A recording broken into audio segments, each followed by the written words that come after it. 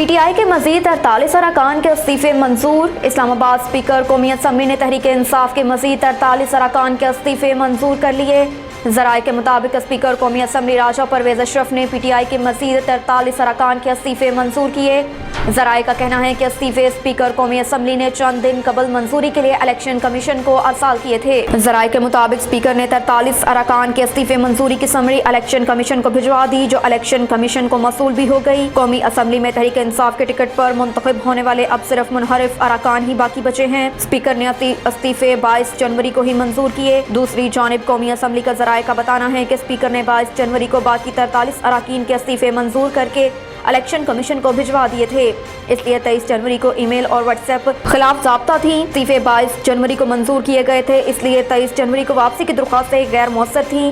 ذرائع کا کہنا ہے کہ 22 جنوری کو اسد قیصر اور فواد چودھری نے میڈیا ٹاک میں باقی اراکین کے استعفے منظور نہ کرنے کا مطالبہ کیا تھا۔ اب تک کن اراکان کے استعفے منظور ہوئے؟ یاد رہے کہ چند روز قبل بھی اسپیکر قومی اسمبلی راجہ پرویز اشرف نے پاکستان تحریک انصاف کے 34 اراکین قومی اسمبلی اور سابق وزیر داخلہ شیخ رشید کے استعفے منظور کیے تھے۔ اب مزید 43 استعفوں کی منظوری کے بعد مجموعی طور پر پاکستان تحریک انصاف کے 122 اور شیخ رشید کا ایک استعفیٰ ملا کر 123 اراکین کے استعفے منظور ہو چکے ہیں۔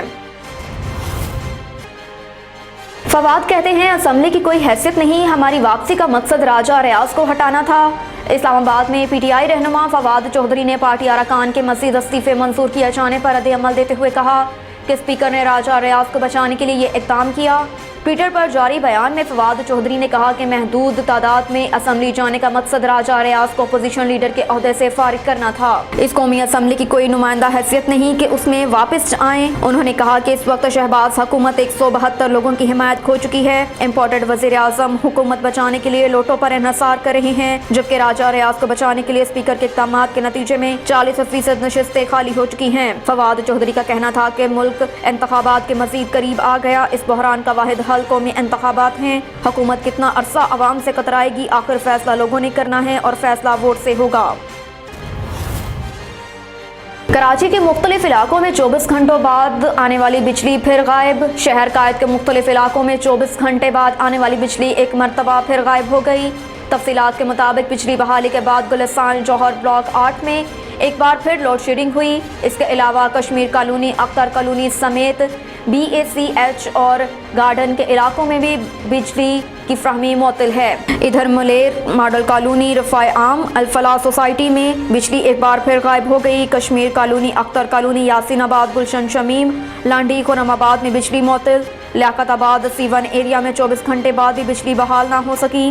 شہر کے جن علاقوں میں بجلی معطل ہے ان میں نارتھ ناظم آباد، گلشن اقبال کے مختلف علاقوں سمیت فیڈرل بی ایریا کے چند بلاکس، آئی چند ریگر روڈ، طارق روڈ، کھرادر سمیت اطراف کے علاقے شامل ہیں۔ دوسری جانب وزارت توانائی نے ملک بھر کے تمام گرڈ اسٹیشنز پر بجلی بحال کرنے کا دعویٰ کیا۔ وزارت توانائی کے مطابق ملک بھر میں NTDC کے 11-12 گرڈ اسٹیشنز پر بجلی بحال کر دی گئی، جبکہ بجلی کی موجودہ پیداوار 9704 میگا واٹ ہے۔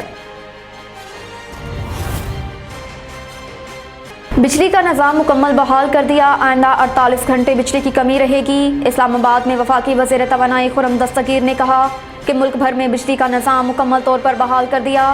اسلام آباد میں پریس کانفرنس کرتے ہوئے خرم دستگیر نے کہا کہ ملک میں NTDC کے 11-12 گرڈ اسٹیشنز ہیں جن کو بحال کر دیا گیا، جس کے بعد ملک بھر میں بجلی کا نظام مکمل بحال کر دیا۔ انہوں نے کہا کہ گزشتہ روز صبح 7:30 بجے تکنیکی خرابی ہوئی جس کا ابھی تک پتہ نہیں چل سکا۔ وزیر توانائی کا کہنا ہے کہ جوہری پلانٹ کو دوبارہ شروع ہونے میں 24 سے 48 گھنٹے چاہیے، جبکہ کوئلے کے پلانٹ کو بھی 48 گھنٹے چلانے کے لیے درکار ہوتے ہیں۔ اس لیے اگلے 48 گھنٹوں میں ملک میں بجلی کی کمی رہے گی، جس وجہ سے اگلے 48 گھنٹوں میں ملک میں لوڈ شیڈنگ رہے گی۔ پرسوں تک سب کچھ بحال ہو جائے گا۔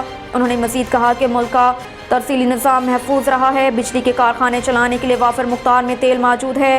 خرم دستگیر کا کہنا تھا کہ خدشہ ہے اور تفتیش کرنی ہے، کیا ہمارے سسٹم میں ہیکنگ کے ذریعے بیرونی مداخلت تو نہیں ہوئی؟ اس بات کی بھی تحقیقات کی جائیں گے، البتہ انٹرنیٹ سے بیرونی مداخلت کے امکان کم ہیں۔ وزیر اعظم نے 3 رکنی انکوائری کمیٹی بنائی ہے جس کی سربراہی مصدق ملک کریں گے۔